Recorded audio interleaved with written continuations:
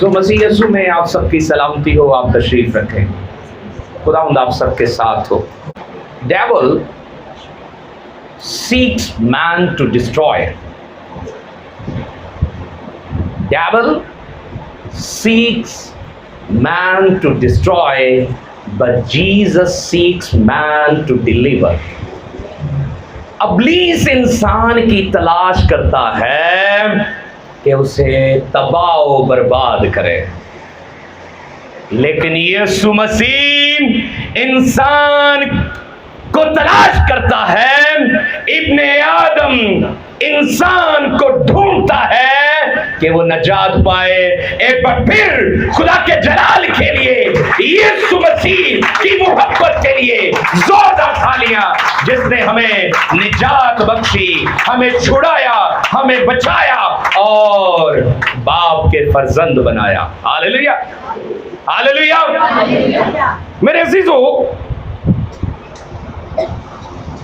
आजमाइश से जिंदगी तक, आजमाइश से जिंदगी तक जाना ये कठिन रास्ता, लेकिन इस रास्ते में हमारे लिए आसानियां यीशु मसीह ने पैदा की।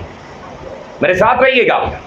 आजमाइश से जिंदगी, बल्कि हमेशा की जिंदगी तक जाना बड़ा कठिन, बड़ा मुश्किल, बड़ा महाल, लेकिन यीशु मसीह ने हमारे लिए क्या पैदा की?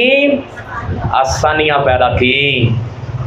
और आज ईमानदार को भी चाहिए कि वो आसानियां बांटे, परेशानियां ना बांटे, क्योंकि हमारे खुदावंद ने हम पे बेशबहा फजल करके हमें आजमाइश से हमेशा की जिंदगी तक पहुंचाया है। सब कहें। मेरे अजीजों,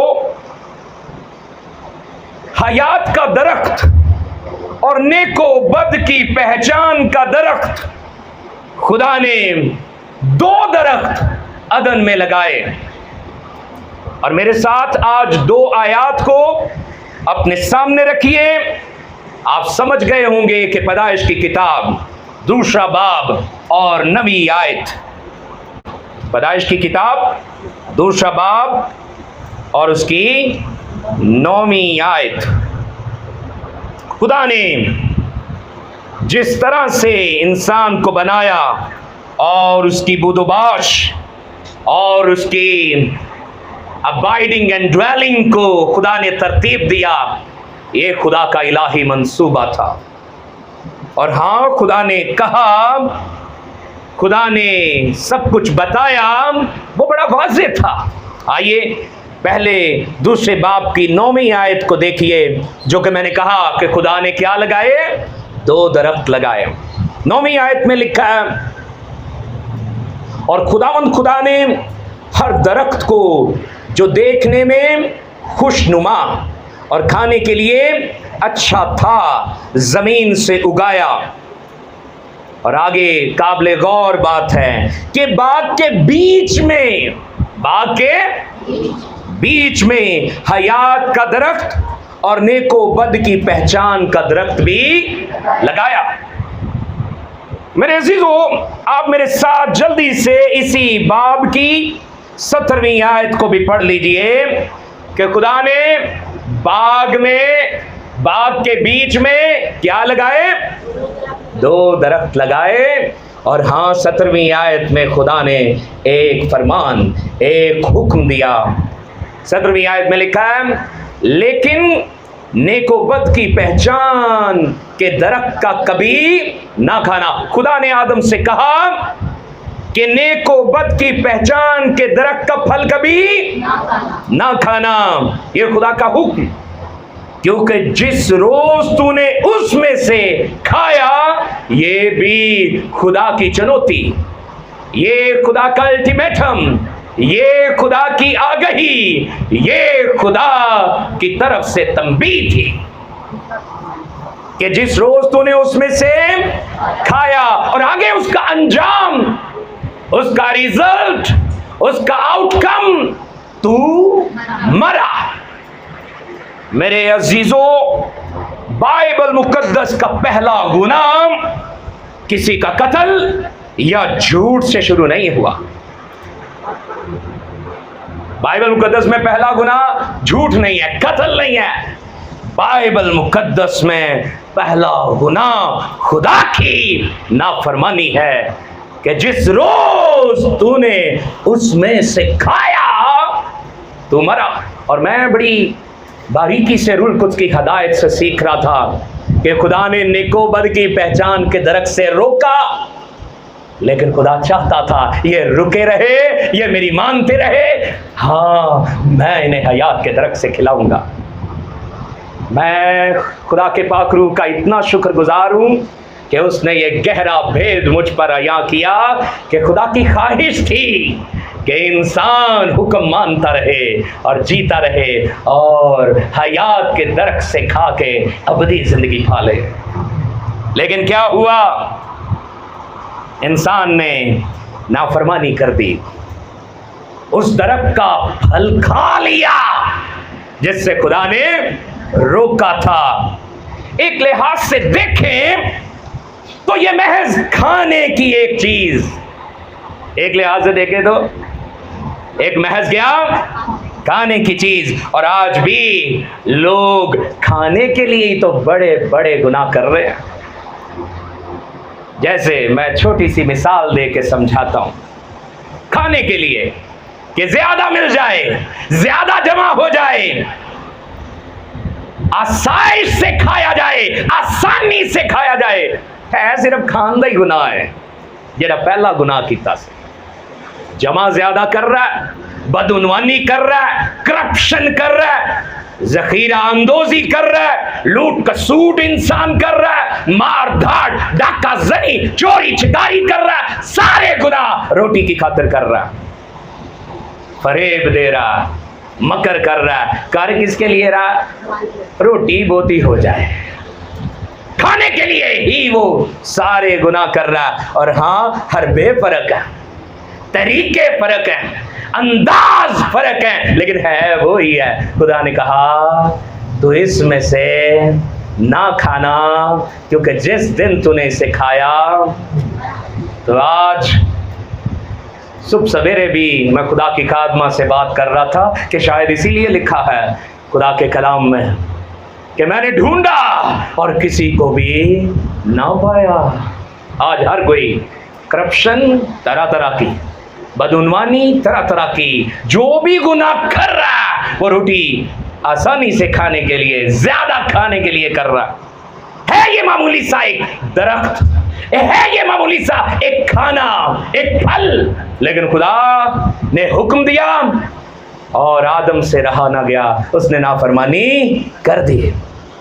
मेरे अजीजों, लेकिन जानिएगा, समझिएगा कि ये कोई मामूली दरख्त ना था।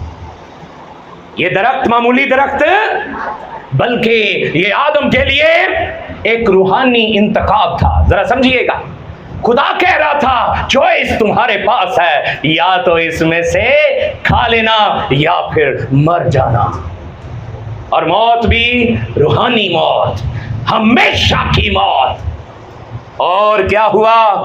खुदा कह रहा था कि ये दरख्त या तो तू फर्मा बरदारी कर लेना, या तो तू वफादारी कर लेना, या फिर सरकशी और बगावत कर देना। लोग इसे फ्री विल कहते हैं, आजाद मर्जी कहते हैं कि हाँ, खुदा ने हमें आजाद मर्जी पे पैदा किया है। हाँ, खुदा ने बाकी दरख्त के फल खाने को दिए थे, आदम बेरोक टोक खा सकता था। खुदा ने कहा था बस ये दरख्त तो इसमें से, खुदा यहां चॉइस दे रहा था कि खाया तो तू मरा। बागे अदन में दो खास ये दरख्त, एक कौन सा? नेकी और बदी की पहचान का दरख्त, इसे ही मैं आजमाइश का दरख्त कह रहा हूं। कलाम के मुताबिक यही इंसान के लिए क्या है? आजमाइश का दरख्त है। और हाँ, दूसरा हमेशा की जिंदगी का, हयात का दरख्त, यानी जिंदगी का दरख्त। हाँ, दोनों अलग दरख्त थे और दोनों ने, तो जो दीजिए, दोनों अलग दरख्त थे और दोनों ने इंसान की जिंदगी भर गहरे असरात मुरत्तब किए, इंसान की तकदीर पर गहरा असर डाला। और आइए क्या हुआ, खुदा ने इंसान को आजादी तो दी कि तू बाग के हर फल को खा सिवा एक के, क्योंकि जिस दिन तूने इसमें से खाया तो मरा। अब सुनिएगा, मैं इस पे जब मजीद सीख रहा था तो ये दरख्त अतात का दरख्त है। क्या? फर्माबरदारी का, ताबेदारी का, ताबे फरमानी का। ये अतात और एतमाद के इम्तहान का दरख्त है। और हाँ, ये इंसान की आजाद मर्जी को भी हदूद में रखने का दरख्त है। आजाद मर्जी का मतलब है नहीं सी कि हुन तू जा जो मर्जी कर,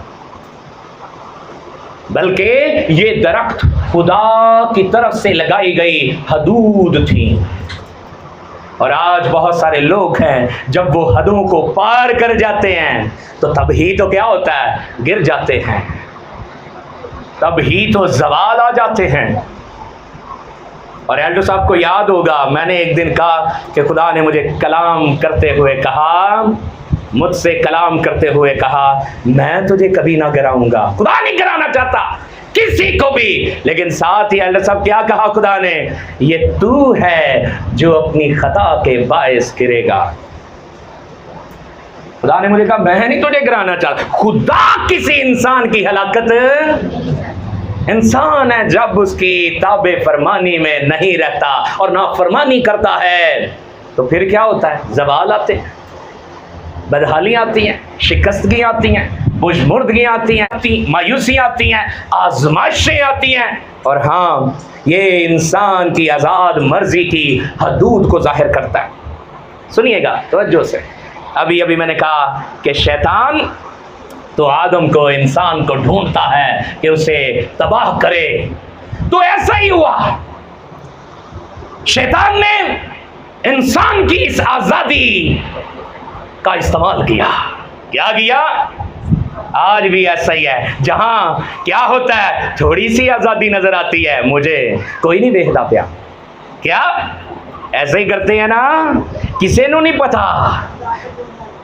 आमीन, खुदा देख रहा होता है। मैं तो और आप तो आदम है ना, हम तो समझ रहे होते हैं कोई नहीं देख रहा। यहां डंडी मार जा, यहां कुछ घपला कर जा, यहां कोई चोरी चकारी झूठ बोल जा, ऐसा ही है वहां पे भी। क्या हुआ, शैतान ने इस आजादी को फरेब में बदल दिया। और जब आप तीसरे बाब की चौथी आयत को देखते हैं तो उसने कह दिया, उसने शैतान ने आदम से, यानी हवा से कह दिया। क्या हवा से कह दिया?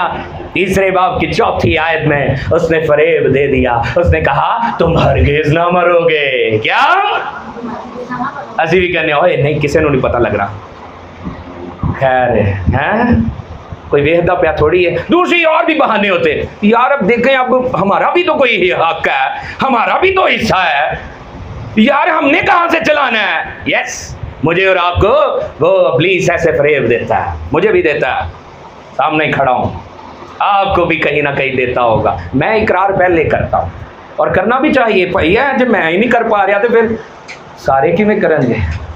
हकीकी मुनादी मंबर से नहीं होती, हकीकी मुनादी हकीकी मसीही तर्ज जिंदगी से होती है। करांगे तो फिर मुनादा मुबश्शरा खादिमा, क्योंकि खादिम पौलुस रसूल ने कहा हम लफ्जों के खादिम ना ही हैं, हम तो रूह के खादिम हैं। और अगर रूह के खादिम होंगे तो बस फिर बरकत पाएंगे, हमेशा की जिंदगी पाएंगे। अब क्या हुआ, नतीजा क्या हुआ? सबसे पहली बात है, मौत ही आ गई। कौन सी मौत आ गई? जिस्म की मौत, जिस्मानी मौत नहीं, रूहानी मौत आ गई। क्यों? क्योंकि शर्म आई। क्या आई? शर्म आई। अपना आप नापाक और नंगा लगने लगा और फिर खुदा से जुदाई आई, छुपने लगे। क्या करने लगे? छुपने लगे। और हाँ, ये शर्म, ये जुदाई ही मौत है, क्योंकि खुदा से जुदाई ही असल में क्या है? मौत है। कोई इस गुनाह के साथ क्या है, खुदा की हजूरी में ठहर नहीं सकता। याद रखिए, दूसरा दरख्त, हयात का दरख्त, जिंदगी का दरख्त, हाँ, ये दरख्त आदम और हवा के लिए खुदा की अबदी रफाकत का जरिया था। खुदा का प्लान था, ये इस बात को माने रखेंगे, क्या करेंगे, नेको बद की पहचान के दरख्त में से नहीं खाएंगे तो सदा मेरे साथ क्या रहेंगे, रफाकत में रहेंगे, सदा मेरे साथ जुड़े रहेंगे, सदा मेरे साथ कायम रहेंगे। मैं इनसे बातें करता रहूंगा, मैं इनसे बोलता रहूंगा, मैं इनको खुद ही पालता संभालता रहूंगा। लेकिन गुनाह ने क्या किया, खुदा की हजूरी से निकाल दिया और बड़े बेआबरू होकर तेरे कूचे से हम निकले। बाबरू बेआबरू होकर, बेइज्जत होकर, रुस्वा होकर निकले कि क्या, एक पेट की खातिर जो आंखों को खुशनुमा खाने के लिए अच्छा लग रहा था खा लिया, और क्या हुआ, निकाल दिए गए। खुदा चाहता था कि मैं अबदी रफाकत रखूं। जब आदम और हवा ने अपनी आजाद मर्जी की वजह से नाफरमानी कर दिखाई तो पैदाइश 3 की 22 आप जानते हैं कि खुदा ने फिर क्या किया। खुदा ने कहा, अब कहीं ऐसा ना हो कि आदम अपना हाथ बढ़ाकर हयात के दरख्त से कुछ खाए और हमेशा जीता रहे। खुदा ने भी कहा ना, फिर होने दे, तू नहीं खा सकता। और कलाम में पहली बार करूबियों का जिक्र आया और वो आतिशी तलवार लेकर खुदा के बाग की हिफाजत के लिए खड़े हो गए और आदम को उन्होंने निकाल दिया। सुनिएगा, गुनाह के बाद खुदा ने इंसान को हयात के दरख्त से दूर कर दिया। क्या कर दिया? आप पैदाइश 3 की 24 पढ़ सकते हैं कि बस खुदा ने उन्हें निकाल दिया, खुदा ने उन्हें। और ऐसा होता है जब हम भी फर्माबरदारी नहीं कर पाते, खुदा के हुक्म की तामील व तकमील नहीं कर पाते, खुदा के साथ रफाकत में नहीं रह पाते, तो हाँ, क्या होता है, कहीं ना कहीं खो देते हैं। क्या? वो रफाकत, वो मिलाप, वो साथ, वो ताल्लुक खो देते हैं। और खुदा ने क्या किया, करूबियों को मुकर्रर करके हयात के दरख्त की क्या कर दी, हिफाजत कर दी। खुदा को गुस्सा आया। क्या आया? क्या लगता है, आया था कि नहीं? आतिशी तलवार लेके खड़े हो गए करूबी, तो ये क्या है, ये उसका गुस्सा ही तो है। लेकिन फिर भी नंग ढांपने के लिए, नामूस को बहाल करने के लिए, इज्जत को बहाल करने के लिए, रसवाई से बचाने के लिए बर्रे का कुर्बान करना खुदा ही का काम है। आइए समझेंगे कि खुदा ने बहाली का मंसूबा तैयार किए रखा, क्योंकि आदम खुद नहीं कर सकता, आदम खुद बहाल नहीं हो सकता। इंसान कुछ नहीं पा सकता जब तक कि उसे आसमान से ना दिया जाए। तो खुदा ना है, क्या मंसूबा किया? खुदा ने मंसूबा किया कि दोबारा इस जिंदगी के दरख्त तक मैं इंसान की रसाई कराऊं। मेरे साथ रहिएगा। खुदा ने क्योंकि लगाई इसलिए था कि ये खाएगा कब, जब मेरी फर्माबरदारी में रहेगा, नेको बद की पहचान के दरख्त को और उसके फल को नहीं खाएगा, तो हाँ, मैं आखिरकार इसे क्या दूंगा, मैं इसे हयात के दरख्त से खिलाऊंगा और फिर ये अबदी जिंदगी पालेगा। लेकिन इंसान ने क्या कर दिया, खुदा के प्लान को बदल दिया। खुदा प्लान नहीं बदलता, कौन बदलता है? इंसान ने डामाडोल होकर गुनाह कर दिया। और क्या हुआ, गुनाह ने जो कुछ तोड़ा, खुदा के फजल से उसने बहाल होना था। कहिए आमीन। ये कुछ छोटी बात नहीं है, फजल ने ये किया है। फजल का मतलब ही कौन बताएगा? फजल की डेफिनेशन क्या है जी? ये हुआ, जिस चीज के हम हकदार नहीं रहे थे, जिसके हम हकदार नहीं थे, खुदा ने फिर भी सोचा कि मैं क्या करूंगा, मैं इसे अपना प्लान नहीं बदलूंगा, मैं कोई रास्ता, कोई वसीला, कोई जरिया बनाऊंगा कि इसे हयात के दरख्त से खिलाऊं। किस किस को लगता है खुदा बड़ा रहीम है? खुदा ने मुझ पे फजल किया है, मेहरबानी की है, जोरदार तालियां उसकी मेहरबानी के लिए, शफ़क़त के लिए कि उसने अपना मंसूबा नहीं बदला। आप और मैंने क्या कर दिया, आदम ने क्या कर दिया, बनी आदम ने क्या कर दिया, नस्ले आदम ने क्या कर दिया कि गुनाह कर दिया। अब सुनिएगा, खुदा का पहला जो आदम था वो गुनाह की वजह से क्या हो गया, मर गया। लेकिन खुदा को दूसरे आदम को भेजना पड़ा। भाई खुदा ने क्या किया, उसने पिछले आदम को भेजा, उसने दूसरे आदम को भेजा, उसने इब्ने आदम को भेजा। हाँ, रोमियो 5:19 देखें, लिखा है जैसे एक की नाफरमानी से बहुत से गुनहगार ठहरे। क्या ठहरे? ये एक कौन था जिसकी वजह से गुनहगार ठहरे? वो पहला आदम। रोमियो 5:19 में क्या लिखा है कि जैसे एक की नाफरमानी से बहुत से गुनहगार ठहरे, वैसे ही एक की फर्माबरदारी से बहुत से रास्तबाज ठहरे। बोलो बोलो यीशु मसीह के नाम की, यीशु मसीह के नाम की।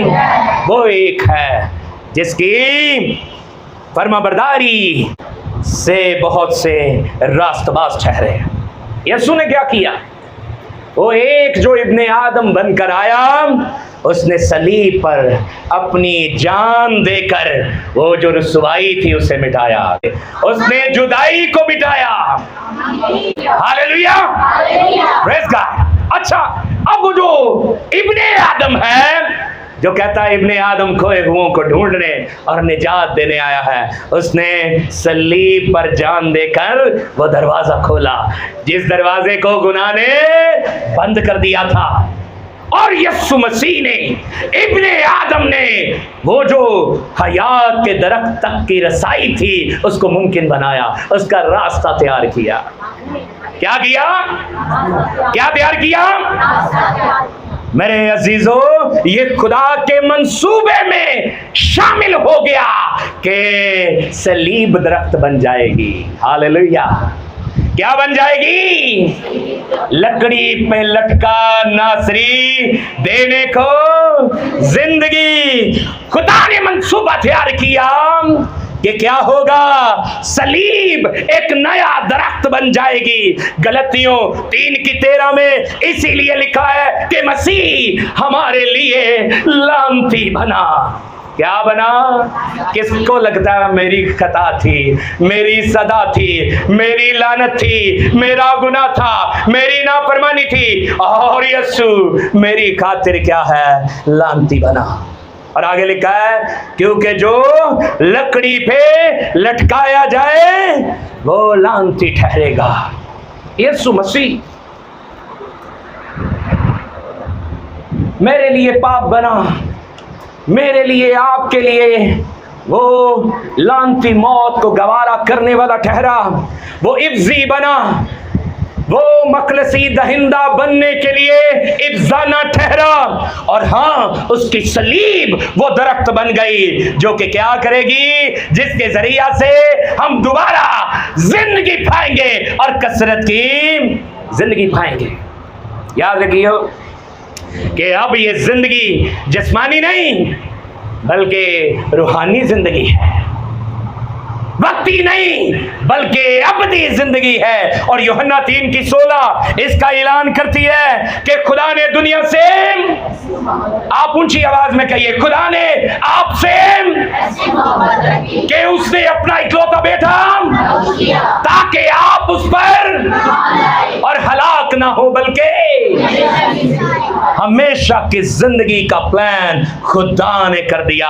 क्योंकि आदम गुनाह कर बैठा, नाफरमान ठहरा, खुदा ने फिर क्या किया, उसे अपनी हजूरी में बहाल करने का, खुदा ने उसे अपनी हजूरी में बहाल करने का मंसूबा अपने बेटे यीशु को बनाया।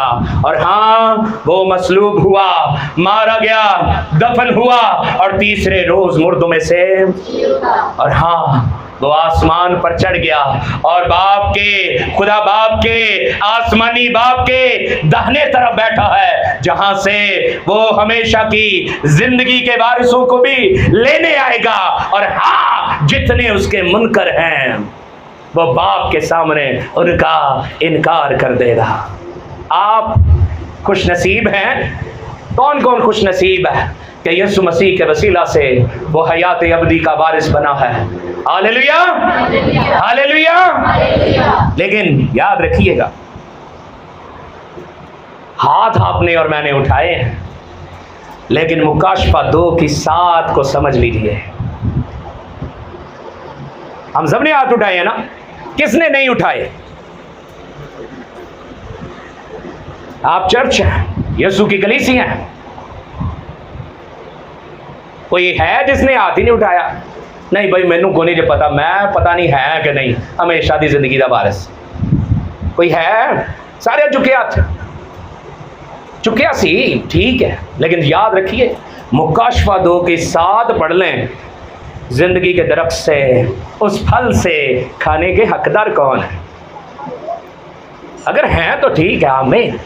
May God bless you. May you have eternal life. May you have abundant life in the mighty name of Jesus. लेकिन 2:7 में क्या लिखा है? मेरे अजीजों, खुदा ने बहाली के लिए सलीब को दरख्त बनाया और इब्जी यीशु मसीह को इब्ने आदम को ठहराया। लेकिन आज भी अगर कोई खाने पीने की खातिर, यानी जिंदगी की खातिर, दुनिया की खातिर, इस जहान की खातिर वो गुनाह कर रहा है, वो नाफरमानी कर रहा है, तो फिर वो क्या है? वो फिर दोबारा क्या कर रहा है? आजमाइशी कर रहा है, नाफरमानी ही कर रहा है। लेकिन मुकाशफा 2:7 में लिखा है, जो गालिब आए। कौन आए? किस पे गालिब आए? तुसी पहलवान हो कि तुसी बंदियां नूं ढा दिता है? गालिब आए भाई, मैं तो है ही माड़ी जान है भाई। गालिब कहाँ आए? गुनाह पे, गुनाह की लज्जतों पे, जिस्म की रग़बतों पे, आंखों की ख्वाहिश पे, जीवन की शेखी पे जो गालिब आए, तो फिर क्या होगा? मैं उसे खुदा के बाग में हयात के दरख्त का फल खाने को दूंगा। कौन? जो गालिब आए। ओ ये ना समझे केड़ा खुदा वेखदा पे, मार दो डंडी। जो गालिब आए, जो गालिब आए, उसकी बात हो रही है कि यीशु मसीह फरमाता है, मैं उसे खुदा के बाग में हयात के दरख्त का फल खाने को दूंगा। और मुझे बहुत मजा आया, बहुत बरकत मिली। हालेलुया। 22:2 निकालिए, वहां क्या लिखा है? हालेलुया। मेरे साथ आप भी हालेलुया पुकारेंगे। आप भी जीवन की इस बड़ी नेमत के लिए यकीनन यीशु की तारीफ करेंगे। 22:2 ने मुझे बहुत बरकत दी, मुझे ताकत दी, मुझे उसने कुव्वत दी। और मुकाशफा 22:2 में लिखा है, और दरिया के पार जिंदगी का दरख्त था। कहिए आमीन।